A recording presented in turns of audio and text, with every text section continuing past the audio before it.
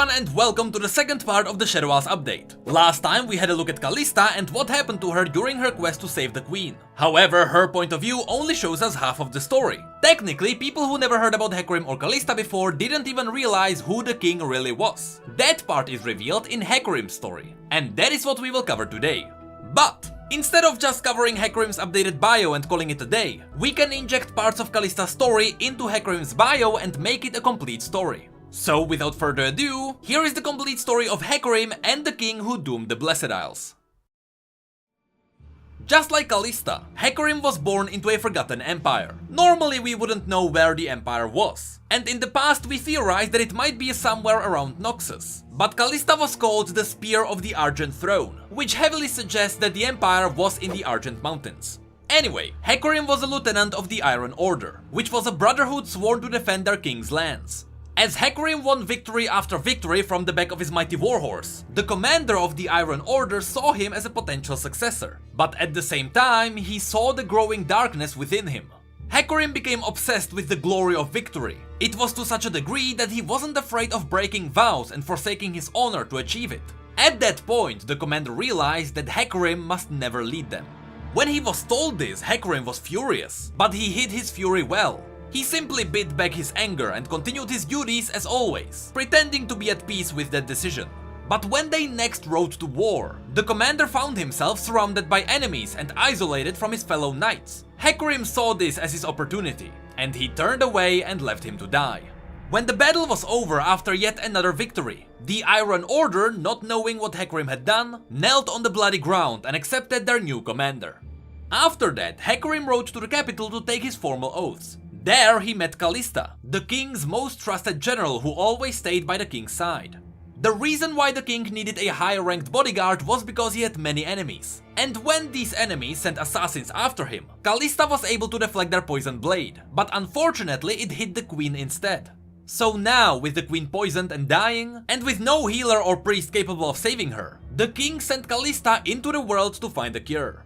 At this point, Hecarim was a highly ranked and respected warrior, so with Kalista gone, the Iron Order was tasked to remain by the king's side to protect him. But as time passed, the king became corrupted by paranoia. He saw new threats in every shadow, and he raged at those he believed were trying to separate him from his dying wife. In the end, the king sent Hecarim out to bring the kingdom back to order, and to quiet anyone who disagreed. During these times, the Iron Order earned a dreadful reputation as ruthless enforcers of the king's will. Since the king stayed in his tower locked with his dying wife, he didn't see how Hecarim chose to fulfill his duty. So towns and villages burned and hundreds were put to the sword, all for the sake of the glory of the king.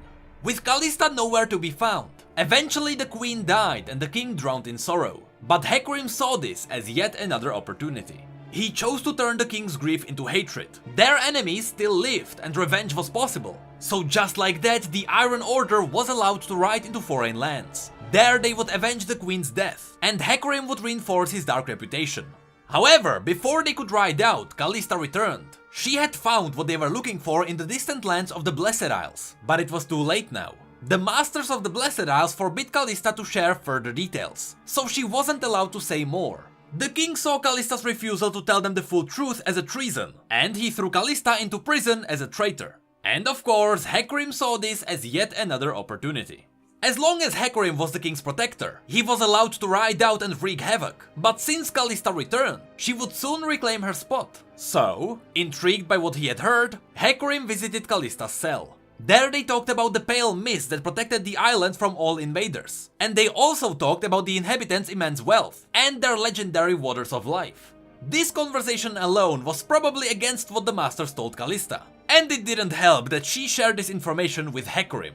Since Kalista was the only one who could lead them back to these Blessed Isles, Hecarim eventually persuaded her to guide the king's fleet through the mists. He told her that if perhaps the king learned the truth himself, he would finally find peace. So in the end, Kalista agreed, and the king's fleet sailed out as soon as possible.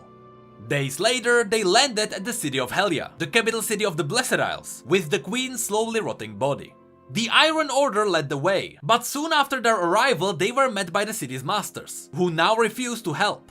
Partially it was because their cure only worked on the living, and so they couldn't help the queen anymore. but we can assume they weren't too happy about Callista bringing the fleet here anyway, despite her knowing that they can't help her. This enraged the king, and he ordered Callista to kill them all, but she refused. There was no honor in killing unarmed monks, nor was there a reason to do it. But Hecarim never had strong feelings when it came to honor. Hecarim smiled as he made the decision that would damn him for all eternity. He seized this opportunity to remove Callista from the king's side, and he drove his spear through Callista's back. Then he ordered his knights to ransack the city, looting its vaults of arcane treasures.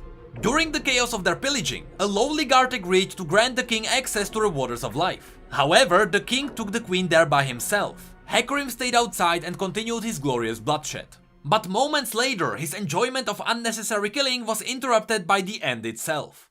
Suddenly, a blast wave of magical force tore across Helya, shattering every last building and leaving the fragments suspended in the air. In its way came the Black Mist, a billowing hurricane that dragged every living creature it touched into its shrieking, roiling embrace. Hecarim tried to rally the Iron Order, hoping to make it back to their ships, but the mist claimed them one by one as they fled. For a while, Hecarim resisted the end, surviving as the last living soldier of the Iron Order, but even he was taken by the shadows in the end. He and his mighty steed were fused into a monstrous spectral abomination that reflected the darkness in Hecarim's heart. A brazen creature of fury and spite. One with the Black Mist, yet utterly enslaved by it.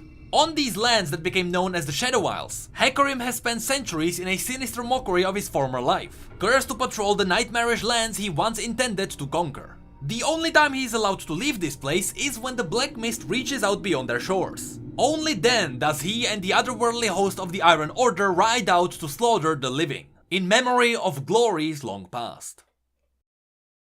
This was Hecarim's updated bio, combined with what we know from Callista. Interestingly enough, Riot cut out the entire part where the king goes mad. The entire part where the queen was revived as a disgusting creature was entirely cut out. So right now, we actually don't know what happened in the Waters of Life. But I have a feeling that we will learn about this moment later. Fortunately, we have still more information that I can show you. If we have a look at the map, and specifically if we zoom in on the capital city of what used to be the Blessed Isles, we can get a lot more context from all the art and its description.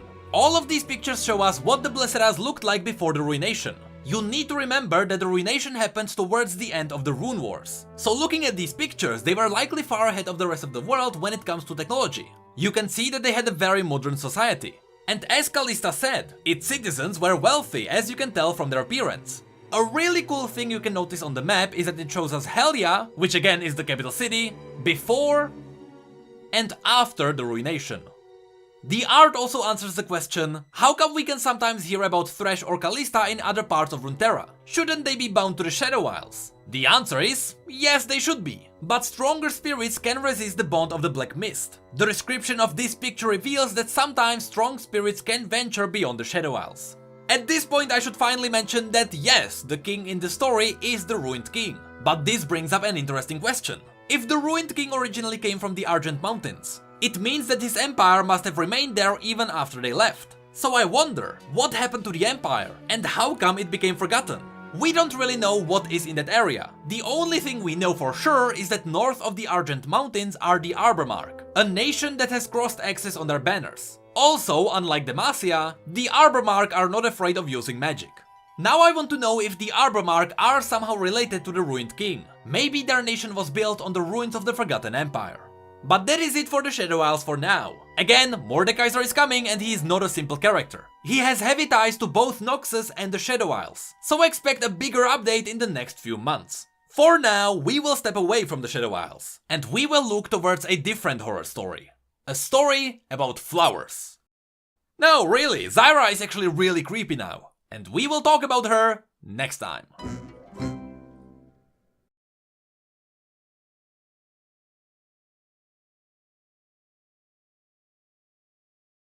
Hey, did you know that we have social media and Twitch where we talk about other League facts and stories? And did you know that we have neat mugs and shirts too? The links to all of that will be below. And as always, thank you, come again.